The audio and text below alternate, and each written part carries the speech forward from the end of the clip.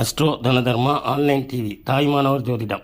இன்றைய ராசி பலன் 28/10/2025 செவ்வாய்க்கிழமை, ஐப்பசி மாதம் 11ஆம் தேதி. இன்றைய சிறப்பு வழிபாடு முருகப்பெருமான். மேசராசி, குடும்பத்தில் சிறு சிறு குழப்பங்கள், பயனற்ற பேச்சுக்களை குறைக்கவும். ரிஷபராசி, தேவையில்லாத வாக்குவாதங்களை தவிர்க்கவும், தூர பயணங்களில் கவனம் தேவை.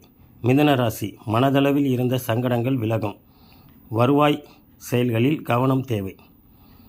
கடகராசி, தனவரவுகள் அதிகரிப்பு, எதிர்பாராத சில திருப்பங்கள்.